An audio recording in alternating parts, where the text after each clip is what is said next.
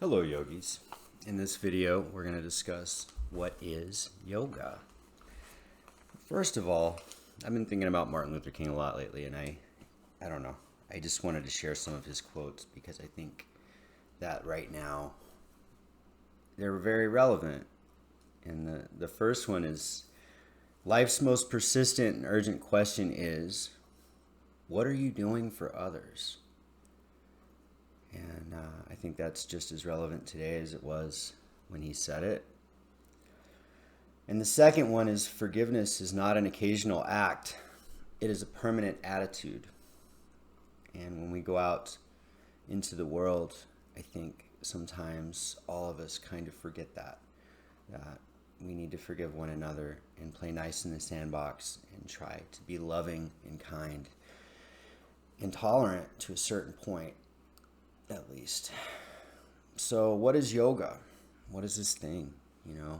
There's this very cryptic ancient book called the Yoga Sutras of Patanjali. It was written roughly around 100 AD. I mean, dating this stuff's kind of challenging. Patanjali was this person who was allegedly trained by another person who had a whole lineage of people. And he talks about this thing called yoga. And yoga literally means union or to yoke. I will leave it to you to decide kind of what that means in your life. So in this book, the Yoga Sutras of Patanjali, he describes these 8 limbs of yoga through something called a sutra, which is a very cryptic kind of sentence. It's usually only a couple of words. They're in Devanagari, and so it's kind of up in the air as to what some of this stuff means. The reason I say that is because you can, I've tried to read or peruse whatever, nomenclature you want to say, various different versions of the Yoga Sutras of Patanjali, and there's a lot of different interpretations of what these sutras say. One of the most common, or probably the most prevalent sutras, is Yoga Chittavritti Nirodha, which is in the beginning of the Yoga Sutras, and it is yoga stops the twirling or twisting of the mind, right? So he tells you in the very beginning that yoga stops the twisting of the mind, okay? Again, I will leave that to you to decide what that means. But essentially, this was, in my interpretation, psychology back in 100 AD. You're having problems with your mind, you're having problems with obsession and anxiety and compulsion, go hang out with the yogis. The 8 limbs of yoga are called Ashtanga yoga. And so Ash and Tang, so it's 8 limbs in Sanskrit. Ashtanga yoga is also a series. It was invented, I guess, I don't know what the right word is. It was created by a guy by the name of K. Pattabhi Jois in Mysore, India.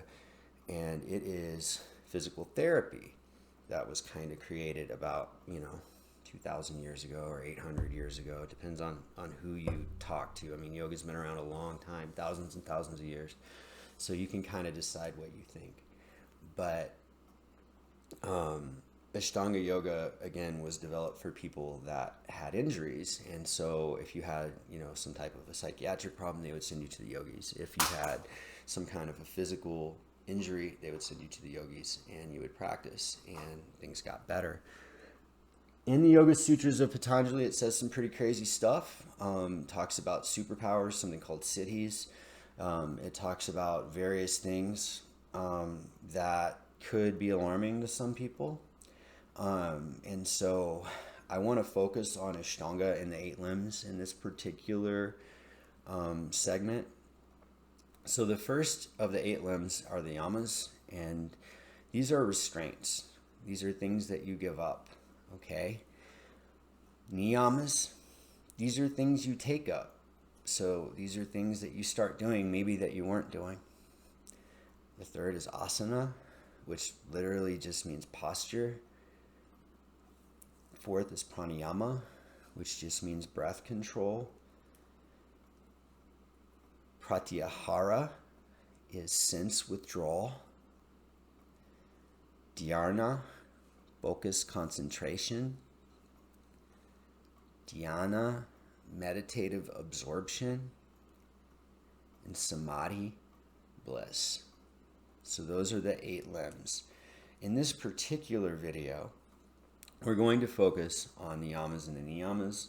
As such, asana is what you get in your usual hatha yoga class down at the yoga studio, or maybe what you do when you're meditating. Pranayama is also in that realm of breath control, learning how to breathe and move in a meditative way. Pratyahara, dhyana, samadhi, these are all advanced stuff. So this is like way later on. So we're just going to focus on the first 4 because the last 4 are not necessarily pertinent for this video. I mean, this is for really advanced yogis, right? Or maybe, I don't know, there's stories of people who hang out with certain gurus and then they kind of bypass a bunch of these steps and kind of hit samadhi in an accelerated way. You hear a lot of those kinds of stories, so maybe there's other ways to reach it, but again, I defer to you. Yamas, things you give up. So the first thing, while I was thinking about Martin Luther King this morning, the very, very, very first thing that they say is ahimsa, which is nonviolence, okay? So you no longer do anything violent. So you give up violence. You don't lie. That's the second one, satya. So these are things you give up. So you give up violence, satya, you give up lying. No lying. Be honest. 3, asteya, don't steal, right? Be honest. Don't steal from people. The 4th is a broad word. It's brahmacharya. This is generally for monks and nuns, and this is moderation of the senses, and it gets pretty intense, like how you drink water, how you eat. Your behavior in every area of your life is just going to be moderated by you. Like nobody's, babysitting you. Brahmacharyas choose to be brahmacharis, and they, this is part of it. So moderation of the senses. So pleasure, no overindulgent of anything. Sometimes no indulgent of anything. Certain things, right? Monks, they have a vow of poverty and obedience and chastity. Or celibacy, right? So certain things are just off limits, right? And a parigraha, right? Don't hoard things. Like, don't hold on to things more than what you need, right? Just keep the stuff that you need for your life, and anything that you don't need, get rid of. These are all really good advice, right? Like people have opinions about yoga, and I've heard some pretty interesting statements from various religious personalities that say that, if you practice yoga, that you're going to, live an evil life or something. But this is the basic philosophy of yoga is these things. So the niyamas are the things that you start doing, maybe that you weren't doing, or things that you can do better. And there are prescriptions for all of these things. This is just in a very general way. But the niyamas, the first is saucha, which is being clean, making sure that your teeth are clean and that you're well bathed, and you're maybe not groomed, because a guru tends to have a beard or longer hair. So those things maybe from a westernized perspective might be different, but definitely be clean, and make sure that your area is clean, like anywhere that you go, that you're not leaving behind, a mess for people to have to clean up after you. Make sure that you're being very mindful of your environment, and maybe even try to clean up more, just as an act of being a person of true, etiquette and integrity. The next one is interesting, santosha, which is the act of contentedness. And, if you want to look up the term contentedness, feel free, but it's the act of, like, wherever we're at in our life, whatever's happening, that we're going to embrace it in a way that is contented. And maybe embrace is the wrong word, because it's actually the opposite of that. It's, not being attached to whatever's going on outside of our body, and being able to try to remain calm and happy. The third is to enthusiastically pick up tapas, and tapas literally means spiritual hardship. I mean, it means austerity. It means to joyfully, take austerity and be okay with it. To take hardships and be disciplined in your life. And these are tall orders. It's really easy to do the right thing when things are going well, but when things aren't going well, we get scared or emotional or whatever. And sometimes we start thinking things that maybe aren't good for the situation, good for others, good for ourselves in the long term. And so being able to know that life will have challenges, and that my attitude about those challenges kind of really determines what happens, right? And some people call it karma, some people call it all kinds of things, but being able to have that mindset of joyfully accepting the challenges of life. The fourth niyama is svadhyaya, self-study.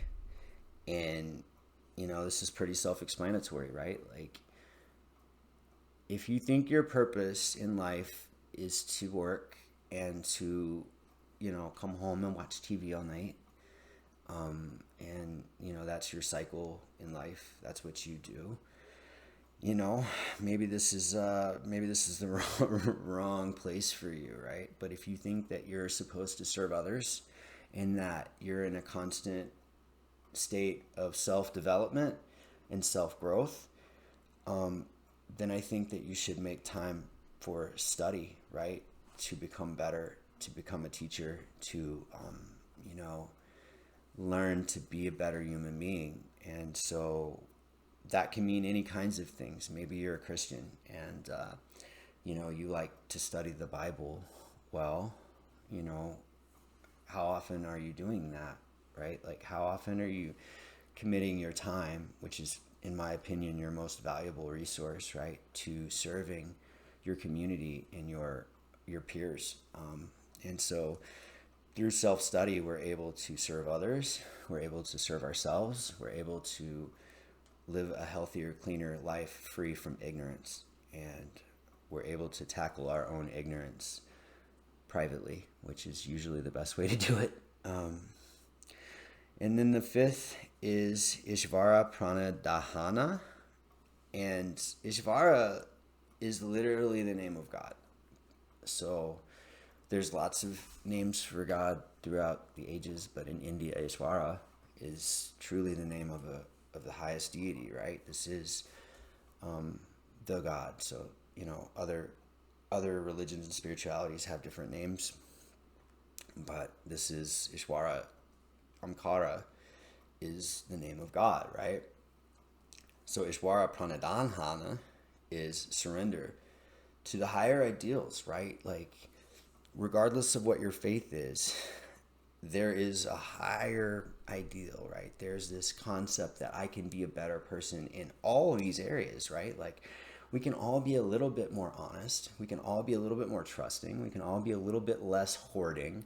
We can all, be less slothful. Look at the 7 deadly sins, right? Any of those, these are the human condition. We all struggle with some of them, if not all of them.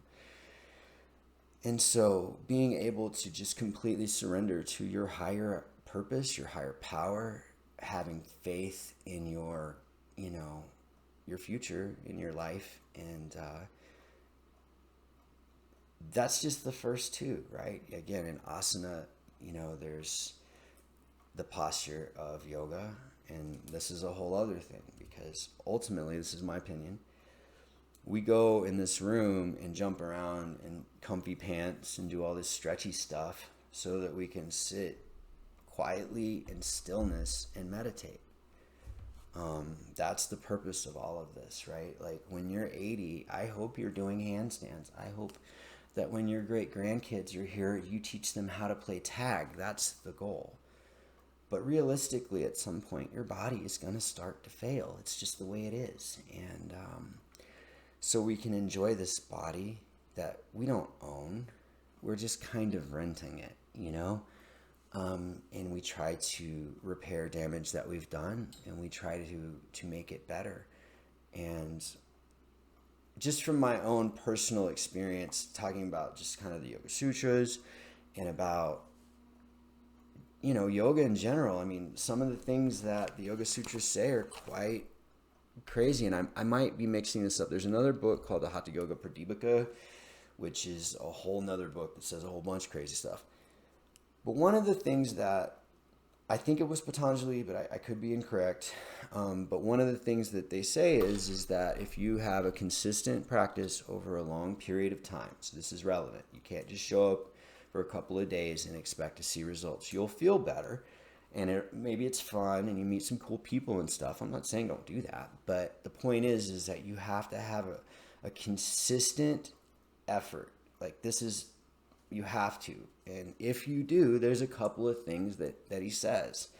And one of them is that it cures diseases. That is an audacious statement. Like that is especially from a Western point of view where, we tend to, when we get sick, go to the hospital or, go to urgent care or whatever. And, there's some pill that you can take. And, generally, I think that's kind of how we look at our medical problems in this country. And he says, no, you come do this thing and it will cure diseases. And then he says other things like you won't need as much sleep. You only need to sleep 3 or 4 hours a night.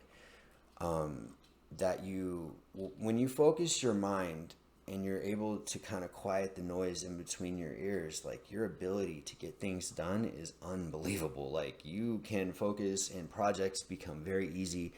You're able to there regularly are days where I look at whatever my tasks are for that day and I'm overwhelmed. I don't know how it's going to happen. And I just say, okay, I'm going to move forward and go.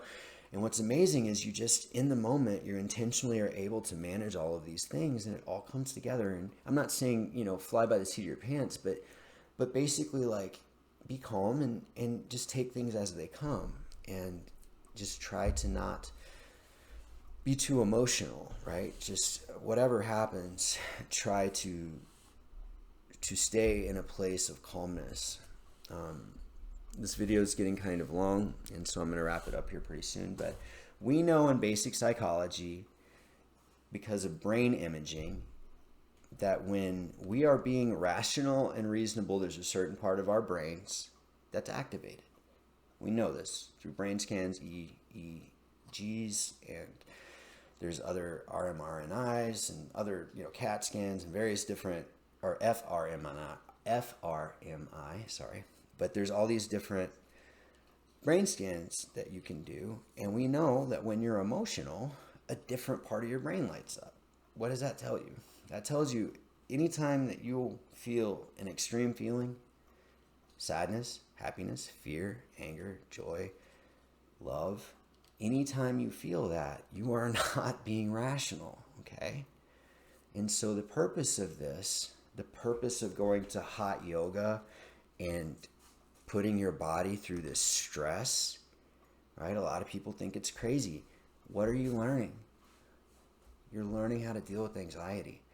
These alarms are going off in your head. Your central nervous system's going crazy. You want to run out of that room.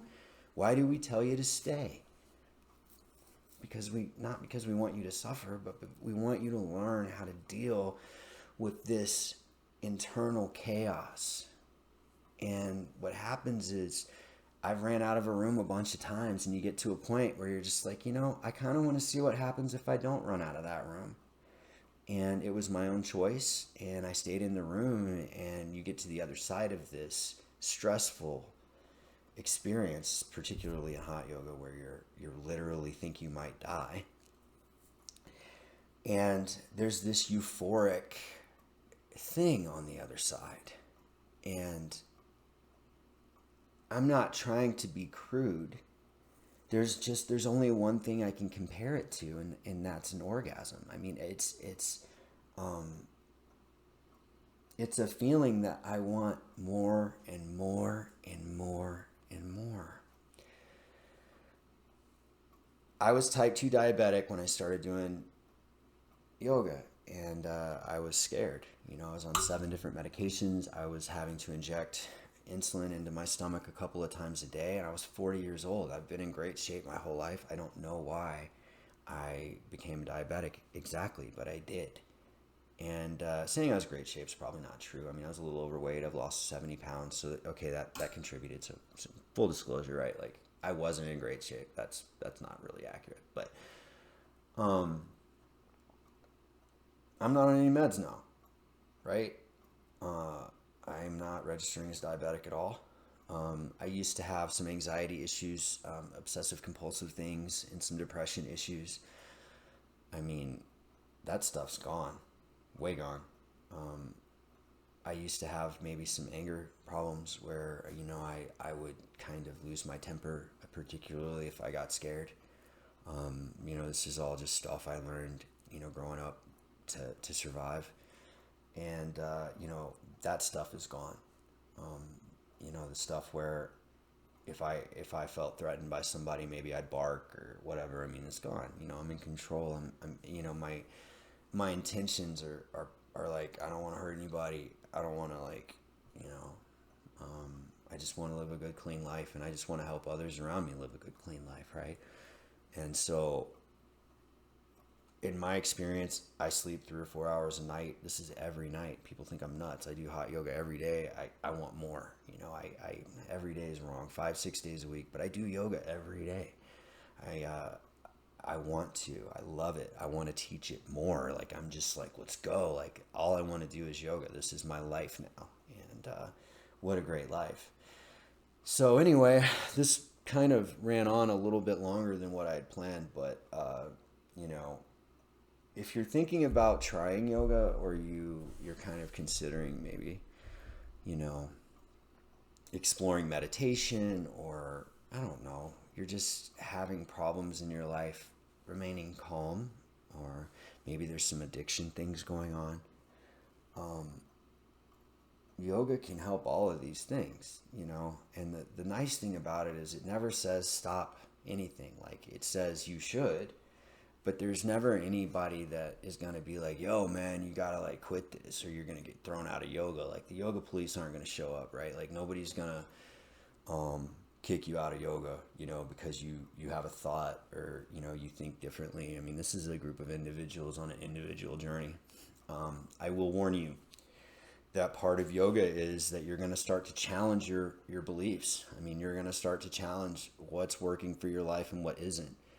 Yogis really preach your own personal experience. Don't necessarily take somebody else's word for something. Now, obviously, we don't need to drink cyanide, right? We know this is bad. Use common sense. Like, we don't need to do things that we know are bad. We don't need to go experiment and be promiscuous to find out that maybe that's not the best life strategy, right? Now, if that's your life choices and that's what you want to do and it works for you, I am in no position to say what you should and shouldn't do. But I just know in my own life, certain behaviors have certain results that aren't positive. And through yoga, we're able to say, is my behavior causing pain or is it causing harm, right? In a way that's kind of not emotional. Like, you're just able to say, okay, this isn't going to work. Like, I can't, I'm not going to live up to my personal ideals if I continue to behave in the way that I'm behaving. And so now I'm going to address these things. And again, it's in a private way. It's not a public thing. I used to eat meat. My mom has a ranch in Wyoming. I'm from East Texas. I grew up around hunting and fishing and all of those things. And, I was an adamant outdoorsman for a long time. Not so much hunting, but fishing. And been around that stuff a lot. And as a result of yoga, I mean, I just kind of decided to become a vegetarian. And at this point, I'm like 95% vegetarian. I do occasionally eat meat when it's necessary, but generally speaking, I stay away from meat because of ahimsa, right? Like, I don't want to harm anything. And so that's kind of back to that austerity. I mean, I love chicken, right? I love meat and eating these things, but I also have come to a place where I recognize an animal's right to exist. And, I've kind of like adopted this position where if I'm walking on the sidewalk and I see an ant, I'm going to actively avoid trying to step on that ant because I value that ant. and this earth, and I believe that I should try to take care of my environment and take care of the creatures in it and try to walk with decency, kindness, and love. And that's where I'm at with yoga. I hope that you enjoyed this video. Please like, share, and comment. I'm a yoga instructor here in Albuquerque, New Mexico, who just loves yoga. I mean, this is my thing, right? I mean, it's a lot of people's thing, but this is my life's purpose. I teach free yoga classes at community centers. I teach free yoga classes online. I also, have clients that I work with online. So anyway, just thank you so much for paying attention and watching. I hope this was valuable to you, and I hope that you hit your mat more, and I hope that you're inspired to do more yoga. Just a last note, you stuck with me this far, so what the heck. In 2016, I shattered my right arm in a really bad car accident, and I had a metal plate in my arm for, I don't know, 8 months, and 2 surgeries, and physical therapy, and this wasn't quick physical therapy. This was 6 months of arduous, painful, awful stuff. And yoga was kind of part of me. Like, I had some internal injuries and broken ribs, and I mean, I was hurt bad. Yoga was part of me healing, and back then I was into boxing, kickboxing, martial arts, all that stuff, and I was worried about the night that I got in the wreck. I was like, hey, am I ever going to be able to fight again? And they're like, oh, we don't know, right? And yoga, which, by the way, the answer is no, because it no longer serves me. I no longer need that. But there was a time in my life when I did. Now I'm doing handstands, The quality of people in my life are, astounding. My friends that I've met because of yoga are the most impressive, decent, kind, wonderful people. And, those are the kinds of people that I want to be around. This life is very short, and it's going to be over way too fast. Let's surround ourselves with people that inspire us to be better. Wherever you are, know that I love you, and that I hope that your life is calm and that your dreams come true.